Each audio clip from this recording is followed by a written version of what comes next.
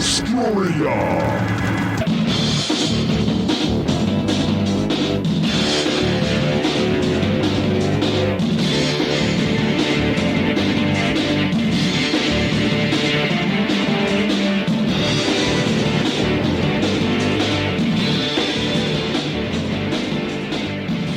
Welcome back, my friends, to the InObscuria podcast, where we exhume obscure rock and punk and metal and put them in one of three categories: the lost, the forgotten, or the should-have-beens.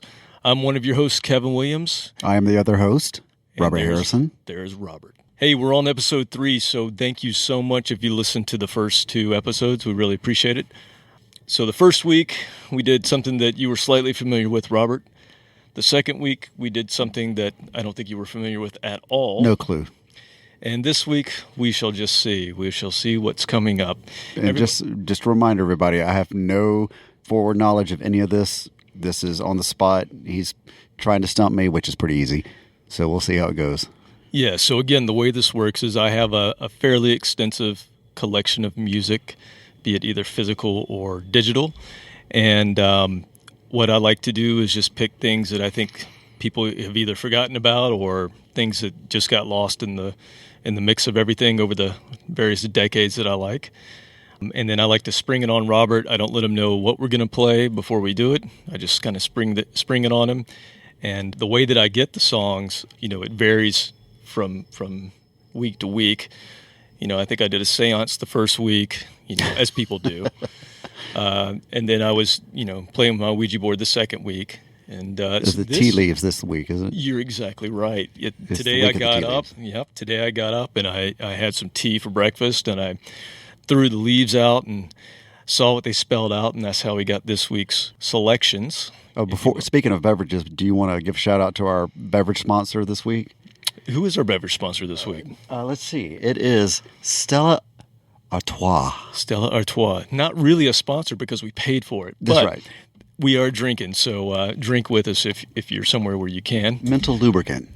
Exactly. So before we get into all that, let's do a little bit of business up front. I want to mention a couple of podcasts that I like that got me into doing this and kind of my inspiration and things I just think everybody needs to check out. So there's The Dummy Room, there's Pot of Thunder, Decibel Geek, Podcast Rock City, Cobras and Fire, Growing Up Rock, Rock Strikes 10, and History Science Theater, just to name a few. There are others, but those are my faves. Please visit us at InObscuria.com. You can like us, share us, recommend us, do all the cool social stuff on Facebook, Twitter, and Instagram. And I've been trying to post a lot. Robert, please post for the folks maybe some cool visuals of all the cool things that you do, because, again, Robert does all these cool things. I've alluded to it in the other episodes that we've had. I can't even begin to explain. How about just give us a little flavor of the other things that you're into outside of music? I think you're alluding to some of the pyrotechnic fun we have here at the firehouse. Definitely have some videos. I've got a flamethrower collection. I've got probably more propane in my backyard than I really am legally allowed to have. As one does. A fraction of it is actually used for cooking and normal things, and the rest is used for fun. So, yeah, we'll definitely post some things on the Facebook page, so check that out. And it's easier to just show you pictures and videos than try to explain it, and that way I have less liability. Nice. All right, so as I was saying, I was reading the tea leaves this week, and what spelled out was acid. So this week, that kind of tea. This week we're gonna go through the lost acid rock and proto metal from the Crypt. Oh, nice.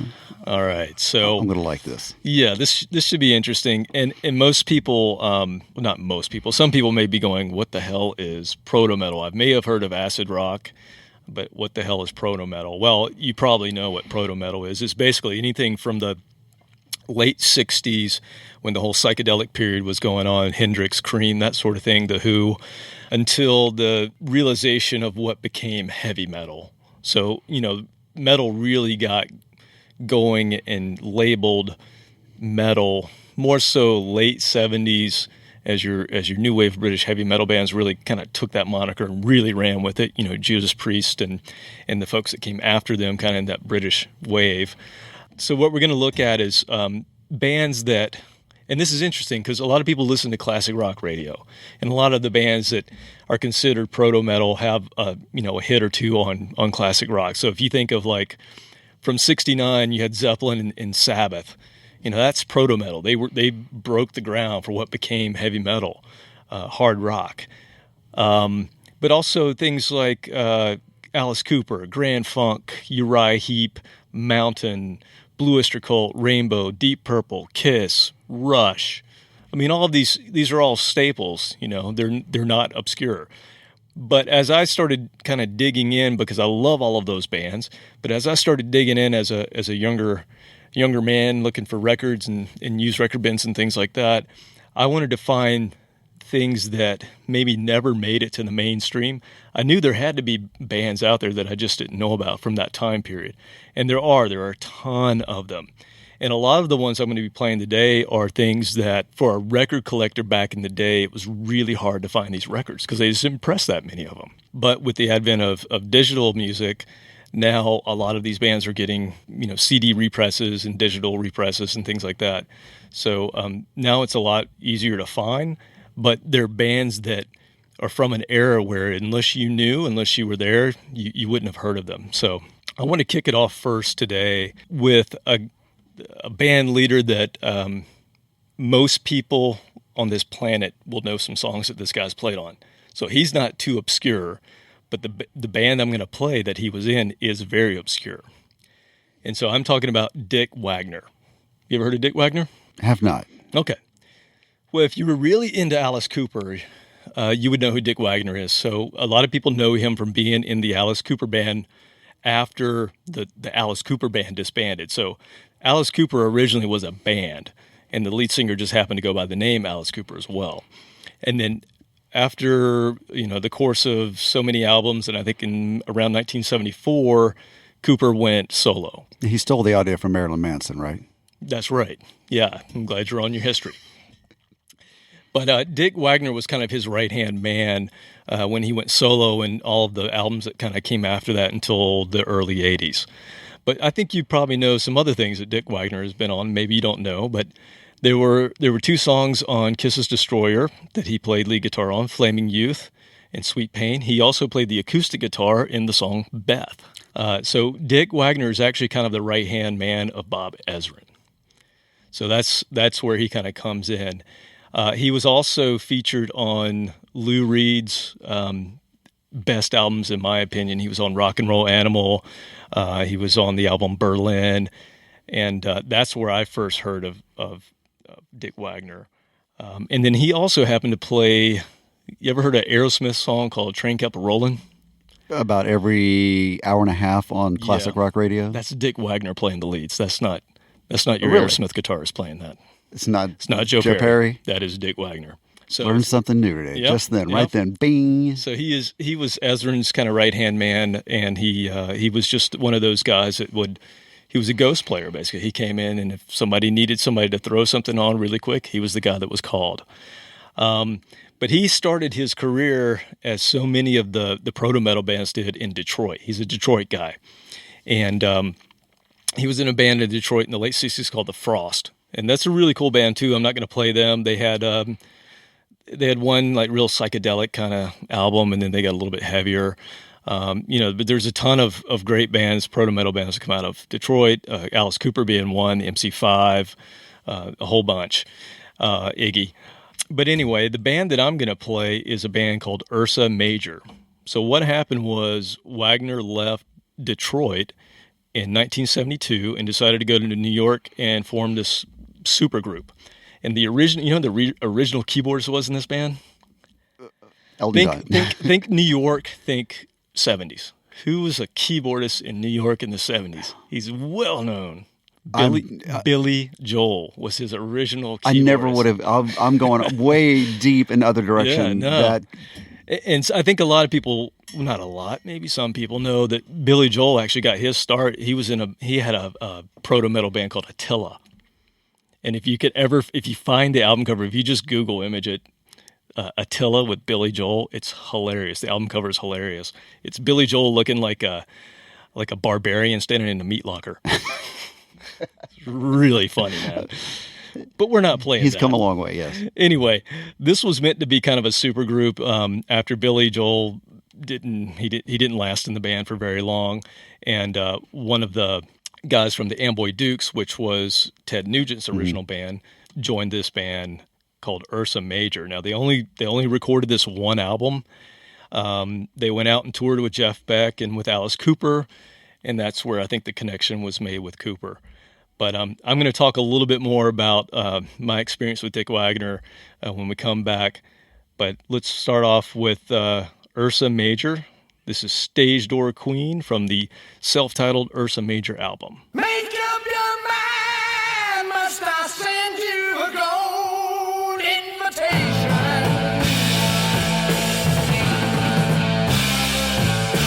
Knock on your doors, we are faced with a new situation.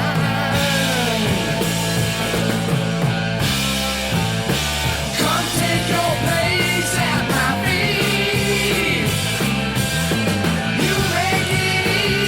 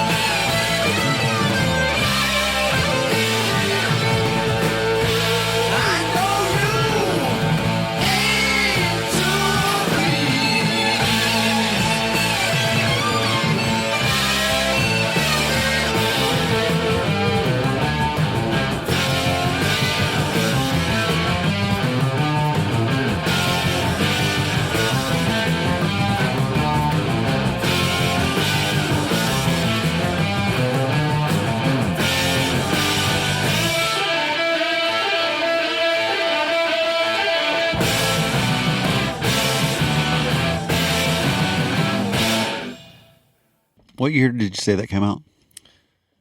I don't think I did. That came out in 1972.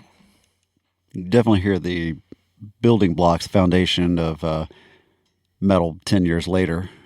Yeah, I mean, even the guitar tone was just, it was very, I don't know, it sounded more like 80s, early 80s guitar to me. You substitute a little bit more of a British vocalist with a little bit higher pitched voice, and you've got early Priest mixed in there with it. I could see some of that, a little bit of Jimmy Page influence on the guitar. Definitely. So So one of the things, if you're an Alice Cooper fan, you will notice that the middle section, it was a little instrumental section that they were playing, was completely lifted and put into Alice Cooper's "Wish You Were Here" from 1976's "Goes to Hell." I mean, note for note, he lifted that whole section. He must have really liked it. I could see him listening to that and then hearing the influence later on in his music. I guess they influenced each other. Well, I mean, Dick's writing with him, so I'm sure he was putting together that album with Alice, and he goes, "Oh, I got this lick. It was on another album, but nobody bought it, so it doesn't matter." It's just sitting around gathering dust. So he completely lifted it. I don't know. I've looked at the Goes to Hell album. I don't think there's anything that says, music taken from. I mean, it's the same writer, so why would he? Yeah, I don't think they have any credits for that. But it's interesting, and then there's a little bit of a hint of another riff from some later Alice stuff that he does. So he obviously felt strongly about the music that he was making at the time. It just didn't get its fair shake, and the band really, they basically did one tour and then they were done. And he who was the vocalist for that? It was Dick. Oh, he was singing and playing. Yeah, it was him singing and playing, which is pretty cool because I can't think of, other than his solo stuff, anything else that he actually sang on. I'm sure somebody will point out that I'm incorrect on that, but I can't think of it. Now, where I discovered him, and the reason that I picked him for the first song is when I was probably 9th grade, maybe 8th. I was really getting into music, and I started off in punk rock. I was a little skateboard kid, and I started getting into kind of thrash metal because that was starting to be a thing. And so I got, Metallica and Megadeth had just come out, so I got Megadeth's album, and I was really getting into it.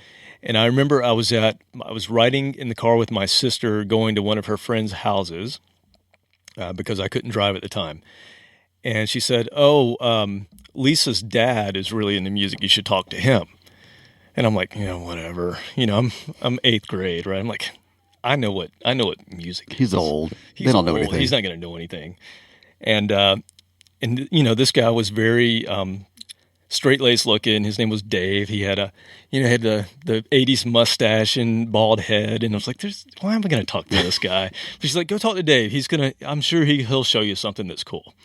Like, whatever. And so I started talking to him, and he said, I hear you're into music. What kind do you like? I'm like, I like hardcore and heavy metal. He's like, oh, that's cool. Yeah, you should come down to the basement and check out what I have down here. I'm like, whatever. Being the typical 8th grader. And I go down to his basement. I swear to God, I remember it to this day. It was floor-to-ceiling albums. It looked like not even a record store. It looked like a radio station.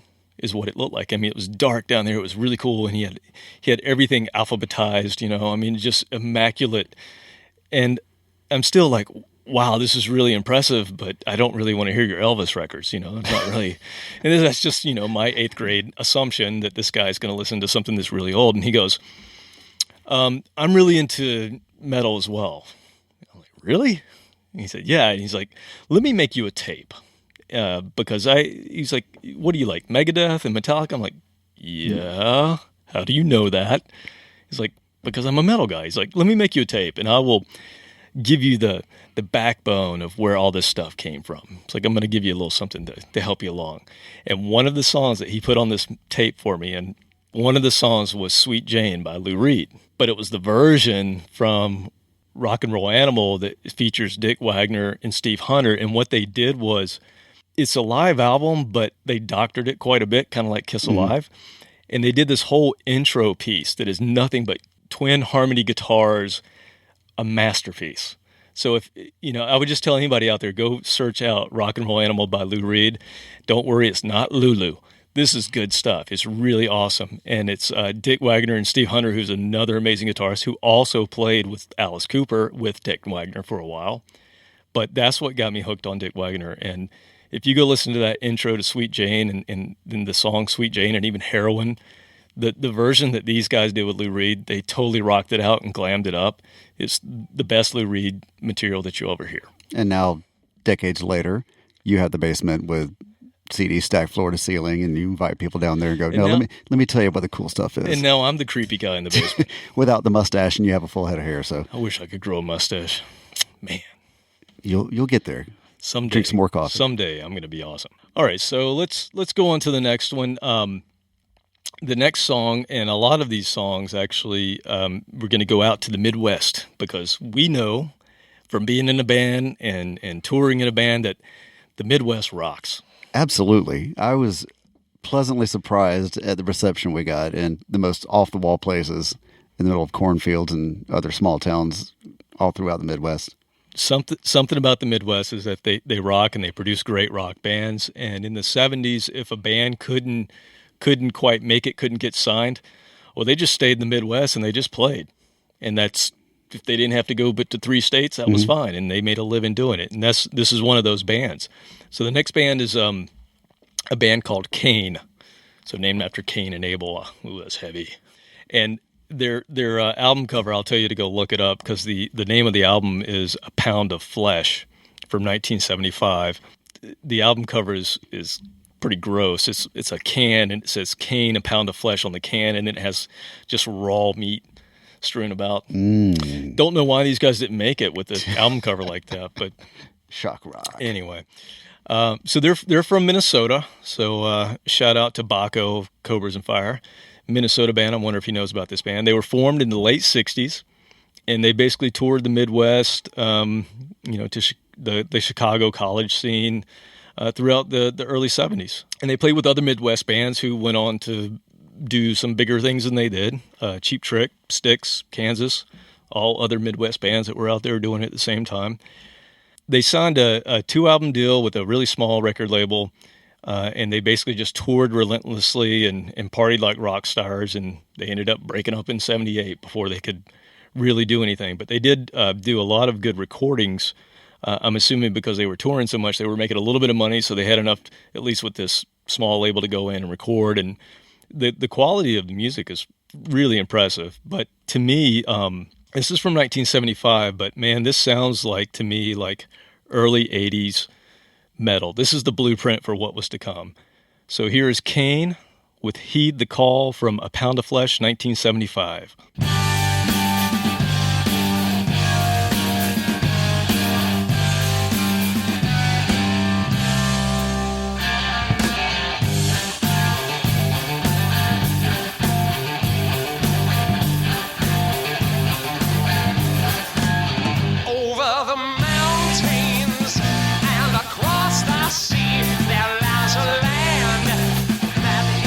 Destiny, 1,000 voices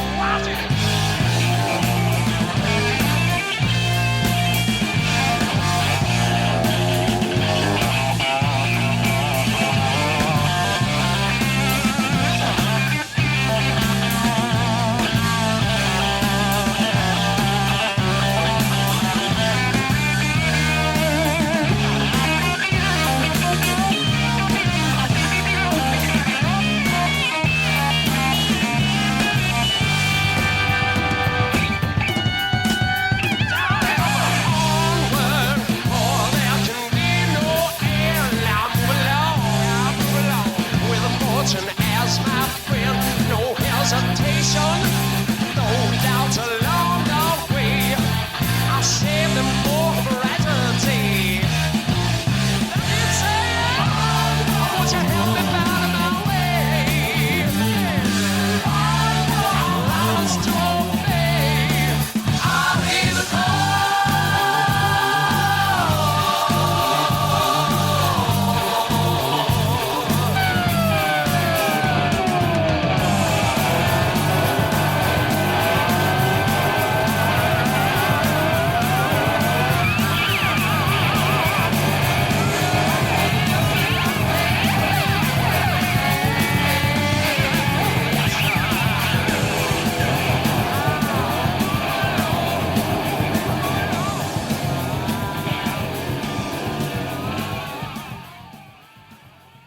This first lyrics just completely reminded me of a really good Ronnie James Dio song because he talked about mountains and crossing the sea, and all that was missing was a reference to a rainbow or something like that, and he totally would have nailed it. But little bit Zeppelin, just too. a little bit Zeppelin on there. Misty Mountain Hop or something.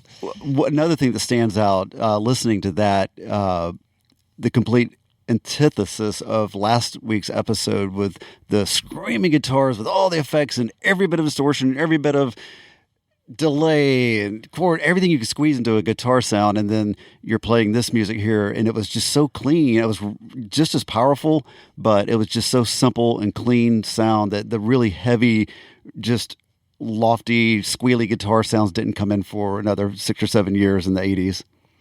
Yeah, I mean, I think the rhythm tracks on this were very progressive for the time. Like the song structure and the rhythms to me sounds to me like a new wave of British heavy metal band.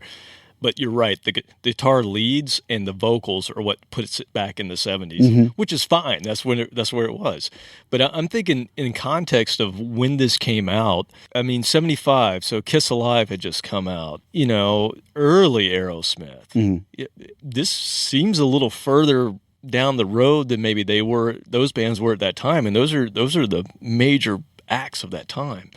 So I don't know. I feel like maybe they were just a few years ahead of their time, and that could have something to do with why nothing came of this band. But, and you never know. There's always those questions of why did this band not make it? Other bands did make it. And you got to shake your head at some of the things you heard on the radio. But then these guys are obviously talented, and they never got further than they did. There's one little catch, one little hook was missing, I guess, and that's all it takes. Styx had more harmonies. Well, I thought it was cool. They did have some cool harmonies of that really high stuff. Reminded me of like Queen or The Sweet or something like that. So which was going on at the same time. So that makes sense. But I don't know. I just think it was a really cool song, and the whole album's really good. They ended up breaking up in 78. I think they had a resurgence maybe in the last 5 or 10 years where they had this album reissued. And a lot of these bands, that's what's happened in the digital age.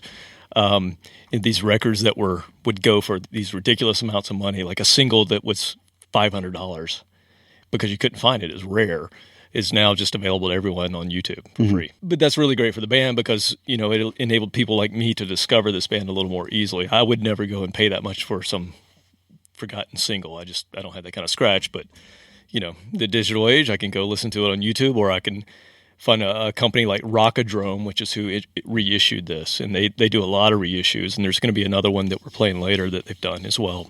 Anyway, that was Cain. All right, moving on to the next song. This is the only band in this entire list that I've actually seen live, which is cool. Curveball. So this is a bit of a curveball, and it's not a totally unknown story. They're not totally obscure, but there was an all African-American band from Detroit in the early 70s who basically created punk before the Ramones. That's blasphemy. Be careful. Be careful. The band's name is Death. And like I said, from Detroit, they're from Motown, and they started off being they're three brothers, the Hackney brothers, that played funk music until they went and saw the Who in concert. And when they saw the Who, David Hackney, the guitarist, said, "We're changing what we're doing. We're gonna do this. We're gonna focus on this." And what they ended up creating was music that was very much in line with the early punk movement before there was any such thing. So you've got 3 African-American guys in Detroit playing rock music and actually creating punk rock. And no one had heard of these guys until around 2010 or somewhere around there. Because the master tapes basically were in this guy's attic for 30 years or 25 years or whatever it was. Just sitting there. It's a crazy story. So there's a great documentary, actually, and I watched it this weekend that I would tell everybody to go watch. It's called A Band Called Death. It came out in 2013. So go check that out. These guys actually, so what ends up happening, this is such a cool story. They tried to get signed. They had some backing originally, and these guys are young. They're in their 20s. And they had some backing. They got all the way to Clive Davis. Really? And Clive Davis says to them, I like the music, but you got to change the name. There's no way I can sell a band that's named Death. And the brother, David, who ends up dying before this band ever saw any kind of release of his material, he would not, he said, I'm not changing the name. There's a reason we're called this. It has there's a whole story behind why they're called Death. Their father died, and that's what gave him the inspiration to name the band, and it's a very spiritual thing for them. He would not budge. And so they let him out of their deal, that they never got to put this music out. And he took the tapes back and gave it to his brother and said, store these. Sometime later, somebody's going to come looking for them. But what they did do is they pressed a single. And they actually had a single that would go on these record collectors would look for this single. They only pressed, I think, 500 of them, and they did it themselves. And the song we're going to play is actually on that single. But years later, somebody has the single, and they're at a club. One of the sons of the drummer, I think, or the bass player, I can't remember, but one of the sons is at a party. He's like a little skate kid, punk rocker, and he's at a party, and they're playing, the DJ's playing like these obscure songs. That's kind of where they are, and that's what they do. And this song comes on, and he goes, that sounds like my dad. Because the brothers went on to be in other bands, but they were in reggae bands and things that they can make money. Nothing on a large scale, but you know, that's what they did for a living. And he goes, that's my dad. I know the sound of my dad's voice. And sure enough, he asked his dad, and he's like, were you in a punk rock band? He's like, no, we had a band. We were called Death. He's like, what? Holy shit. And so anyway, he's like, I got to get this music out, the son. And he actually had 3 sons, and they all played music too. And so they actually go on tour playing their father's music and getting attention to this music. And they eventually get the attention of Drag City Records, who releases the album that never got released in the early 2000s. From the master tapes? From the master tapes that had been sitting in his attic for however many years. This is all in the documentary? It's all in the documentary. It's really cool. All right. And I probably got some of it wrong. Post a link. Yeah, we'll definitely do that. So let's get into it. We can talk about it a little bit more. But this is one of the coolest rock and roll stories that you've ever heard. And even in the documentary, of course, who are you going to have in a documentary talking about punk rock? Henry Rollins is in the documentary talking about this band. That's quite the pedigree. Yeah, and you got Jello Biafra in there from Dead Kennedys, who sought this hard-to-find single. So it's just such a cool story. If you're an old school punk rock guy, this is cool. These guys are, I know this is considered acid rock and proto metal. This is really proto-punk, but I'm bending the rules, so who cares? So this is Death with Keep On Knockin' from the album that finally got released. This was recorded in 1975. The album is called For the Whole World to See. Here's Keep On Knockin'. This was on that original single. Check it out.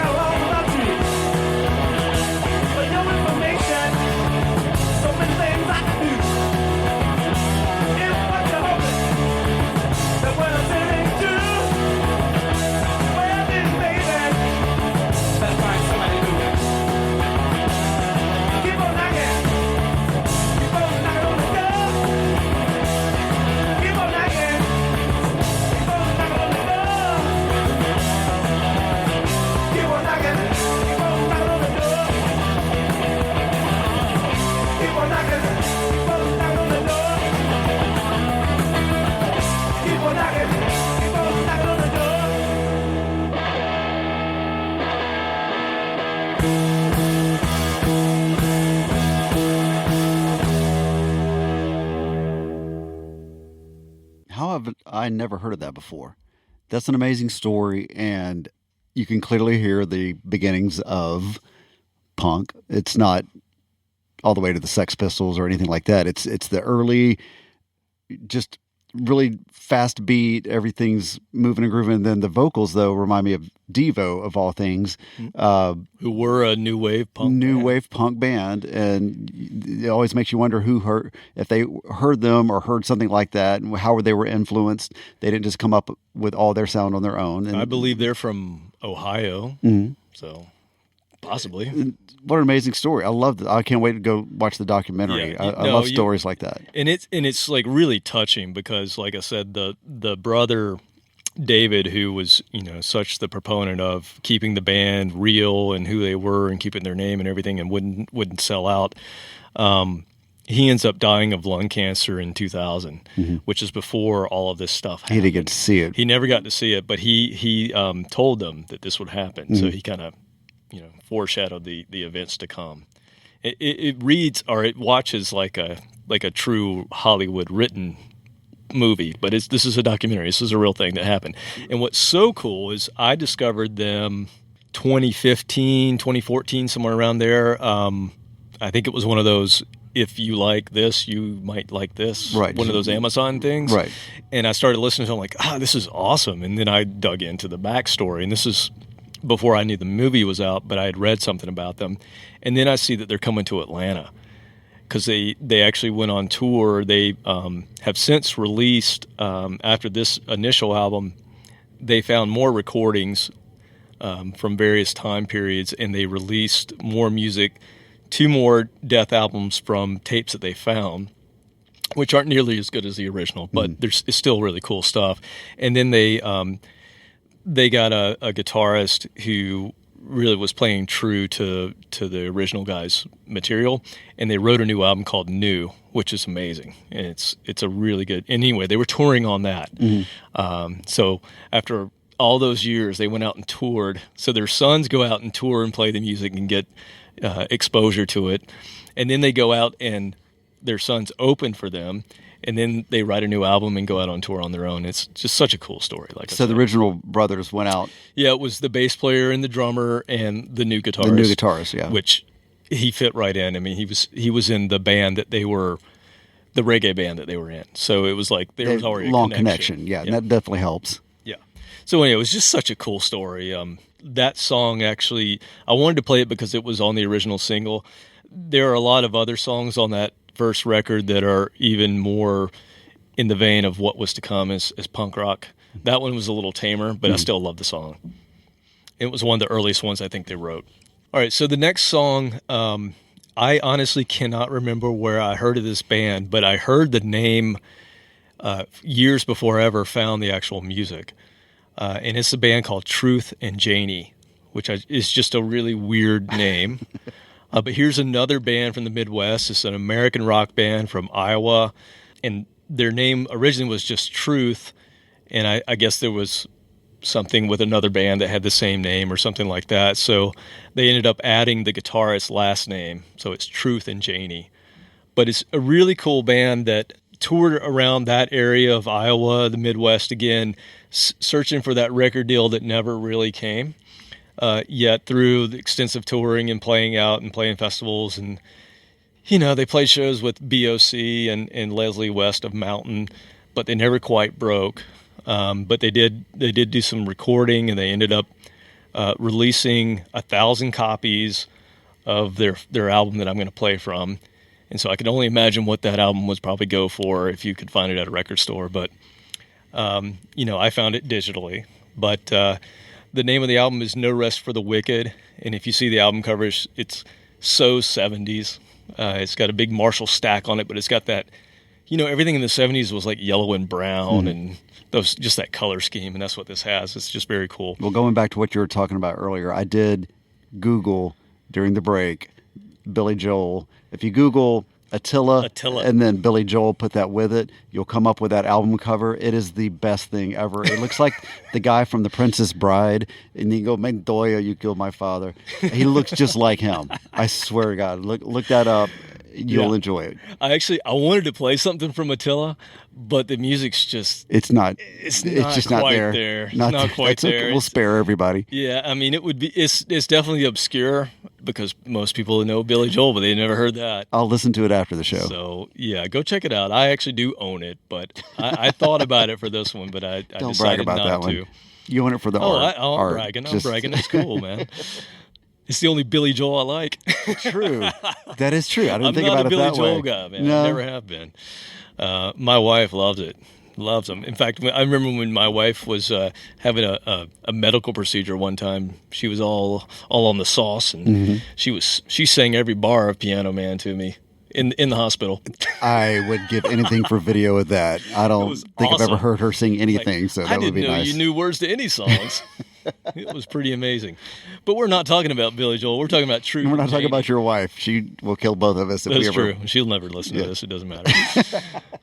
So here is Truth and Janey. This is from No Rest for the Wicked from 1976. This is a song called The Light.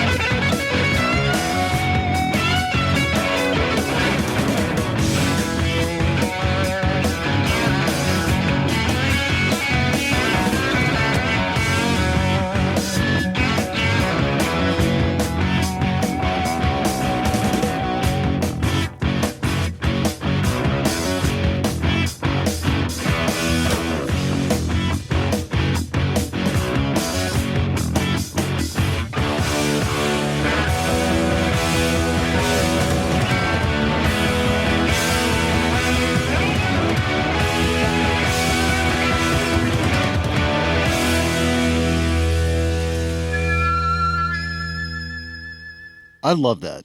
What strikes me is how many different bands I can hear in that one song. I was thinking the same thing. I mean, everything. The early Kiss, early Aerosmith, Alice Cooper, Ted Nugent even. There was something in there that reminded me of that. It's much more of a definitive sound than I've ever really thought about. I can recognize early Kiss. It has a distinct sound. Early Aerosmith. But when you put them all together and then you start throwing in these bands that I've never heard of, it makes me wonder or realize how much that sound was just prevalent throughout the industry. Like that was the thing that these guys never made it, but there are so many other bands that sounded just like that. They were their contemporaries. Exactly. They were there at the same time. It was either one or the other that got famous. And if these guys had put on alien costumes and makeup, who knows? They might have had a second look from somebody, because early Kiss records. I'm sorry, I might offend somebody if I say that. The music was very straightforward and simple. It was their stage show that really got them noticed,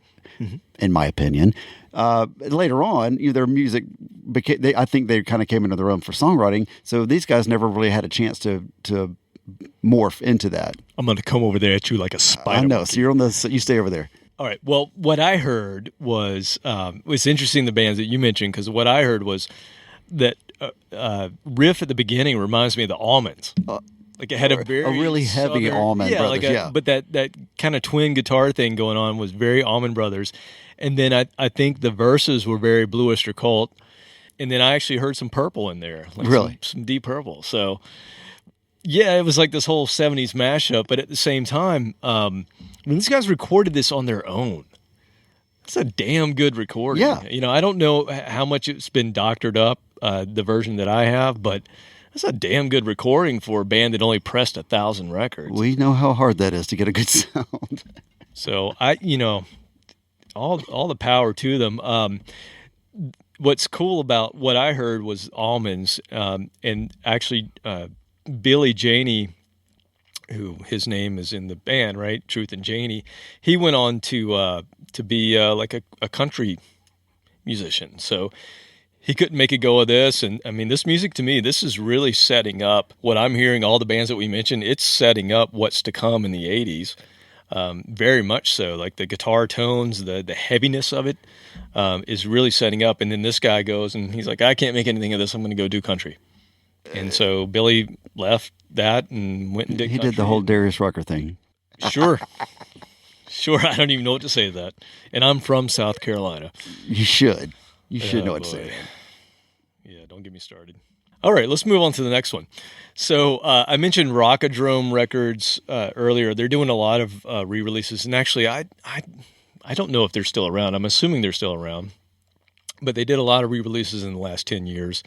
And I don't know how financially great that is for them to really re-release all these old things that nobody's ever heard of. But it's great for somebody like me who eats this stuff up. But they had braces to pay for. One of their kids had something like that. They needed a little extra cash. They chose the wrong path. Obscure albums that people used to pay a lot of money for now can be downloaded. So, oops. Anyway, so the next band is a Texas band. And I have found in my journeys of going to Austin, I had the awesome experience of being able to go to Austin for South by Southwest with one of my bands for a couple of years in a row, and it was just an amazing experience. And I know this. I know that bands in Texas are usually pretty damn good. A lot of bands from Texas are good. I don't know what it is about Texas, but this is a Houston band, and I can think of quite a few other Houston bands that I love, King's X being one. Yes. No, Yes is from. That's from right. England. They're across the pond. Yeah. Anyway, I agree. So anyway, this is a band that was formed in Texas in the early 70s. However, the guitarist that's in this band, Dave Howland, one of the guitarists, he had come from Hollywood. So he formed this band. He goes to Texas. I think that's where he's from, and forms this band with another, a bunch of other Texans. But he's coming from Hollywood, and he has all these songs that he had worked on with Kerry McNabb, who ends up being he was an engineer on a lot of the Frank Zappa albums. So this guy had some cred as far as, where he was coming from, and he forms his band, and they perform from 77 to 80, and they're doing mostly originals, but they do covers as well. They're just a party band. This is one of those bands that they never ever got a deal, and they made their living by playing all these parties, and they partied like rock stars, and they pretended like they were rock stars, but they weren't making rock star money. But they were out there doing it, and I found a great article of this band where when it got re-released, they were just regular dudes. They were out there slugging it out, being a band, much like we were, right? Yes. You got day jobs, but you go out and you party and you play make it music work. and you make it work. Because you love it. And the name of this band, and this is probably another reason they didn't make it. Seems to be a theme in this episode. The name of this band is Hooker. Ow! I just nailed the mic with my head. Left hooker. That's what Hooker does to me. Yes, and the name of the band is Hooker, which is, I'm not sure, a great choice in the 70s for a name of a band, but that's what they If call Death themselves. wasn't good enough, and then Hooker's not going to be any better. Well, wait till the last song that we play. Man, it's a gem. They were able to record, and these recordings are actually pretty damn good. So they didn't even get released until 2012, and Rockadrome released it. But I'm not sure the total backstory on how Rockadrome came to find them, but I guess they had notoriety back in the day, and somebody sought them out. But it's pretty cool stuff. It's, to me, this is, and you tell me what you think, but this is kind of setting up more of the hard rock, the 80s hard rock that became kind of glam metal. But this was, this is earlier than that. This is 1978 when this was recorded. And this is The Way You Love Me by Hooker off of the album that came out in 2012 called, or did I say 2012? It came out sometime lately, called Hooker, called Rock and Roll from Hooker.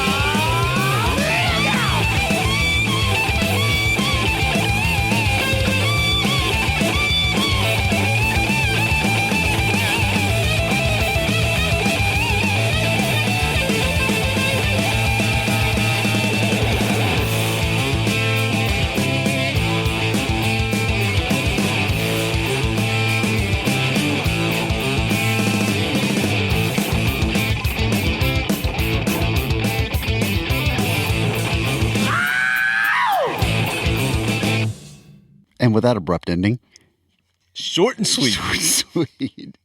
I wish they could have hung on for 3 more years. They totally would have fit in. The name would have been just fine by the time the 80s rolled around. The guitars were heavier. You could tell the sound was progressing. It was less of a prototype and now getting close to the finished product for the glam metal. I mean, throw in some spandex and some Aquanet and they would have fit right in. I mean, they could have been the Quiet Riot that easily broke, right? I mean, that was, once again, throughout other bands that it reminds me of some of the early Motley Crue. If his voice would have been about 2 octaves higher, then some of the guitar riffs sounded just like that. Yeah, and I couldn't help thinking, I don't know if you heard it or not, but I couldn't help thinking some of the riffs that were played, especially in the beginning at the end, that kind of repeating riff, had a little bit of a early Maiden kind of sound to it, the Paul Di'Anno stuff. Yeah. And which was going on at the same time. So that, as I was listening to them, I'm like, these guys should have just moved to England, and then they would have been part of the new wave of British heavy metal, and they could have continued their career. Picked up an accent within about 6 months, and you would have fit right in. But the guitar sound, like the riff you were talking about, it just keeps driving through the song. It just keeps going. There's not just a verse, chorus, verse. I mean, that's exactly reminds me of the early Iron Maiden, that it just hits you in the beginning, it just keeps going all the way through the end. Yeah, and the brevity of the song. I mean, it was, I don't know, man. I feel like this band could have been more. When I read the short amount of information that I could get from them, it just sounds like they were just on a different wavelength. They were all about getting to the next gig in Texas and partying and having fun and living life. Nothing wrong with that. There's nothing wrong with that, but at least we get to enjoy it now, right? Absolutely. I kind of miss that. I kind of miss that too. But such is life. Yes. Well, since I'm talking about England, let's head on over the pond. Let's go over to England. First English band I think we've talked about. So the next one is a band. This is actually a single that I'm going to play that maybe not be that obscure for some folks. I think it is for us Americans, maybe not so much for folks in the UK. But it's a British rock band. They're actually a lot older than some of these other bands. They're from the early 60s, so they were part of the early British invasion and toured extensively in the 60s, but didn't really break through with their own material until the 70s. But this is a band called the Groundhogs. All right. Familiar with the Groundhogs? I am not. Yeah.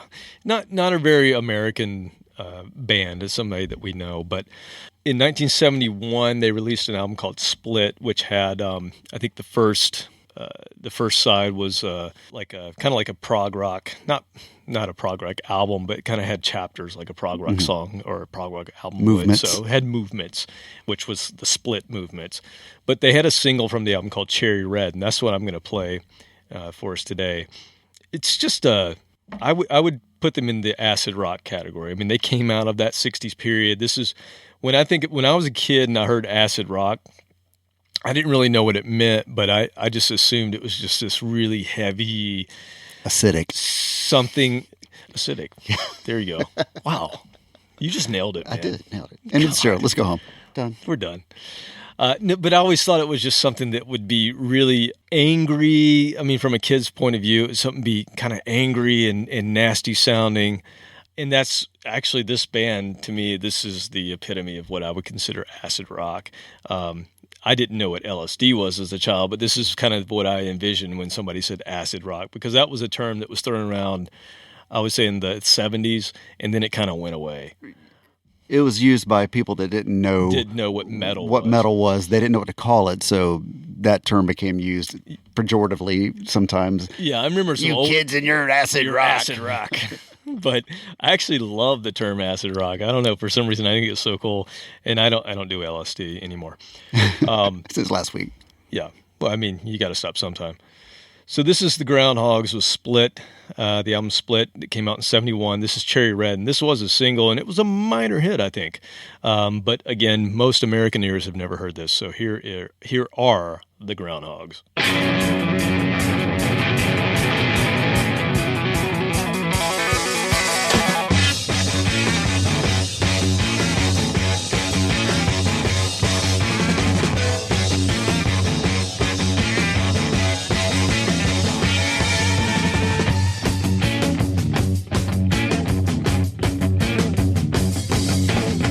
On a long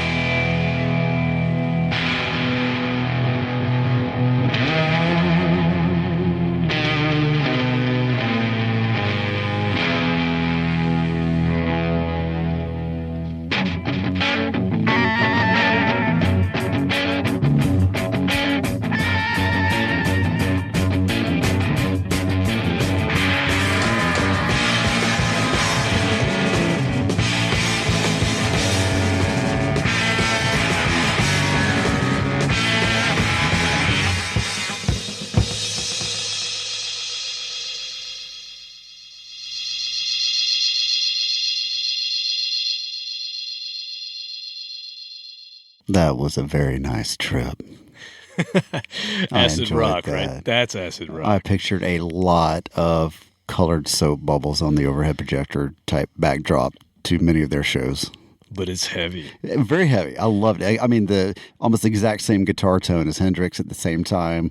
That is something interesting to go all the way back to the beginning of the decade.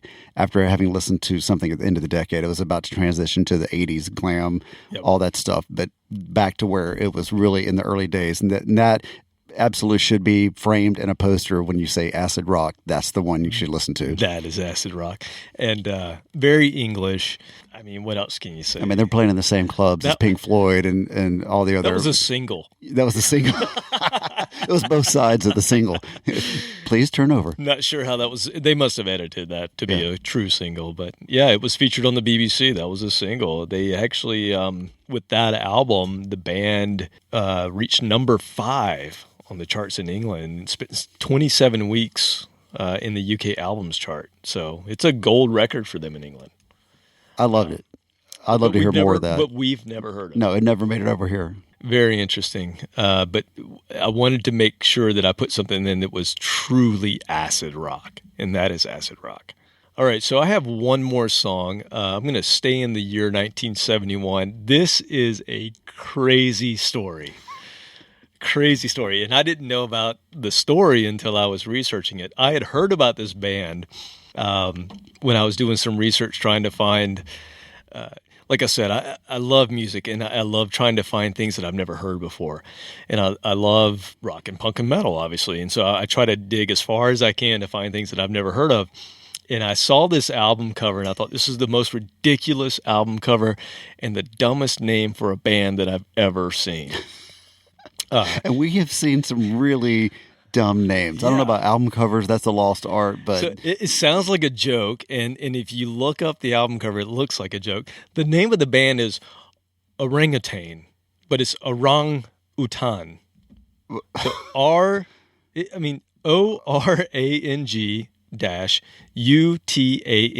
Orangutan. Orangutan. However you want to say it. Yeah, it's just wrong. It's wrong. It's why would you name your band that? I mean, it's hard enough with, we learned that many times that our name was Big Jack Pneumatic, and how many times was it misspelled on the marquee when we pulled up to play a gig? Yeah, we thought it was a cool name. Yeah, we thought it was easy. We didn't know how... Not so much everybody else. Yeah, dyslexic most bar owners were. Poonmatic. Yes. Big Jack Poonmatic. Pragmatic, mnemonic. I mean, you name it, they screwed it up. So this one, they were setting out from day one to have their name butchered everywhere they went. Big Crack Automatic. Big Crack, yeah. That was, I think, close to one of the ones we saw. Anyway, maybe we'll play that one day if somebody actually asks for it. Okay. Maybe. That's pretty obscure. That's definitely fits the mold. Yes. But anyway, we're talking about orangutan, or orangutan, however you want to say it.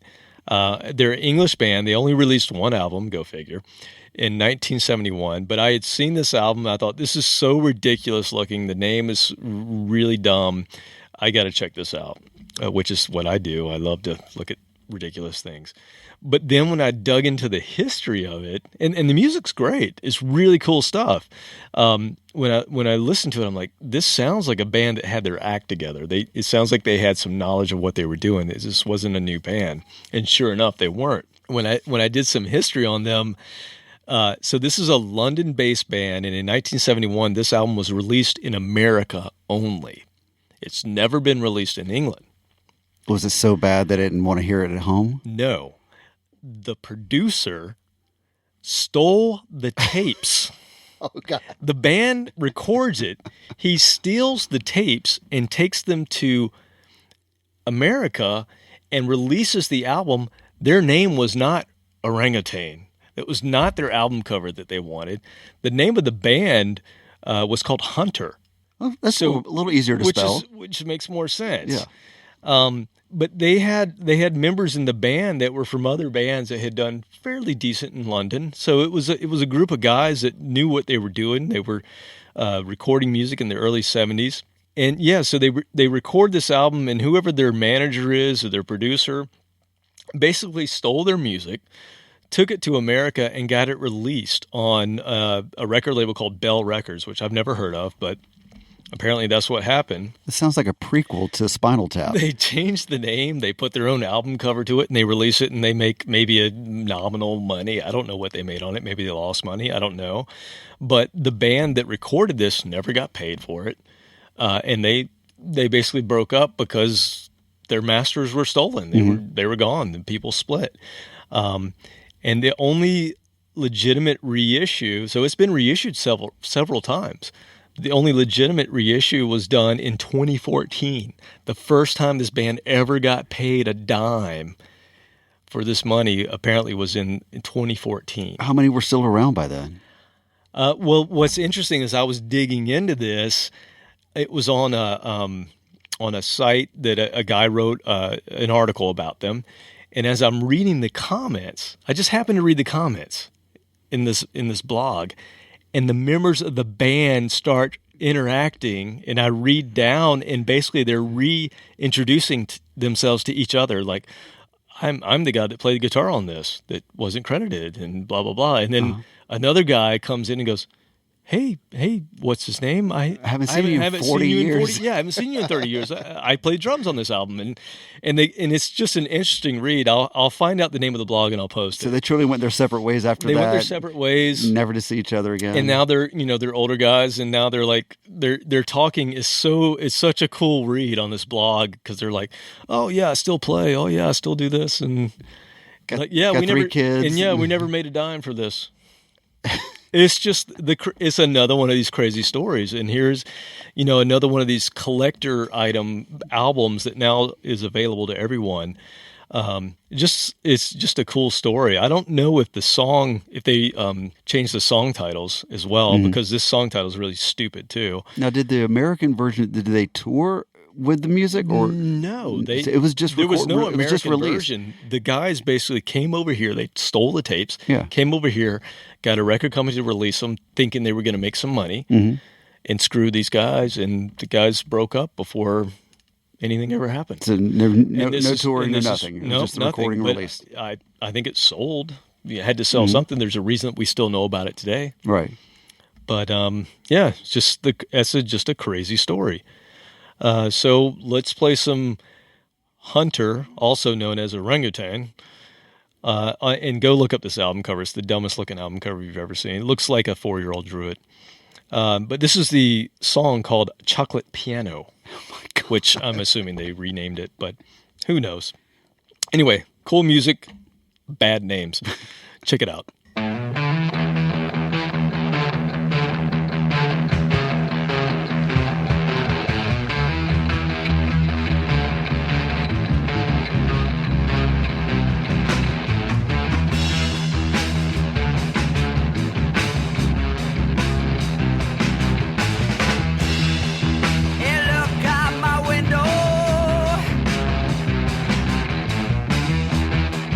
At things that surround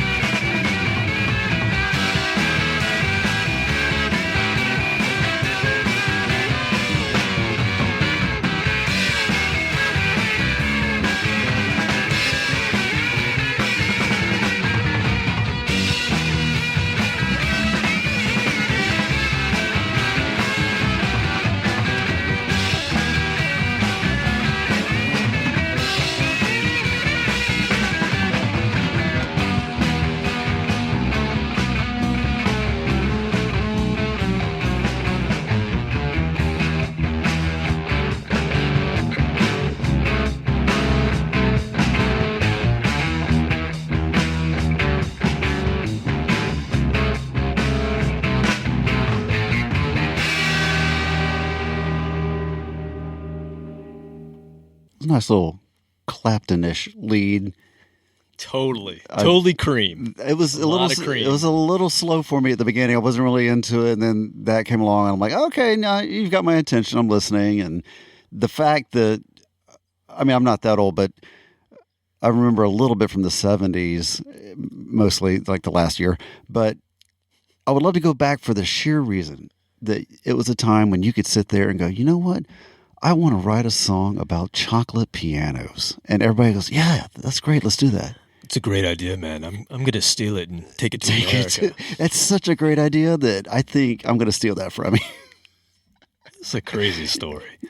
The fact that these guys they must have signed a bad deal or something for them to just pack it in after the masters got stolen. They're like, oh, well, we're done. Else they were just so baked that they didn't even notice it. They're like, what, where the, okay. Oh, well, let's go to the car wash. We'll go do something else. But it's really cool. The whole album's really cool, and it does have a very cream-like sound to it. And I even think the singer sounds a bit like Jack Bruce. Yeah.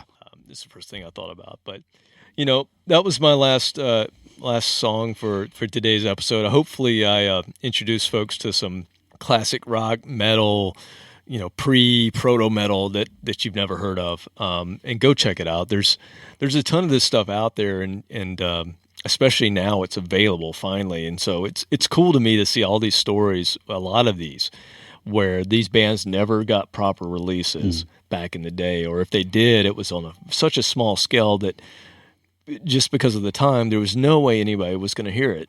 And now in today's world, the digital world, you can hear anything, and you can search this stuff out and easily find this stuff. So, and even if they didn't make a lot of money on their reissue, the fact that they got some recognition, I know that's got to be an amazing feeling after all those years of just thinking what could have been. That's got to be nice, especially for the ones that in death that had their sons actually cause that to happen. That's such a great story. And they have in the documentary for Death. It's just one of the best stories ever. But in the documentary, the bass player and his wife are sitting there watching their sons play this music, and they're just tears are just running down their face. They're like, they're playing the songs that I wrote, that I had so many dreams and hopes, and right.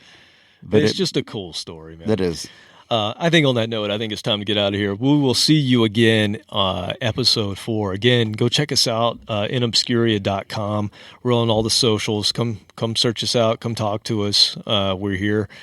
And we'll be around, I don't know, maybe next week. Who knows? Maybe next week. We'll see. We'll see.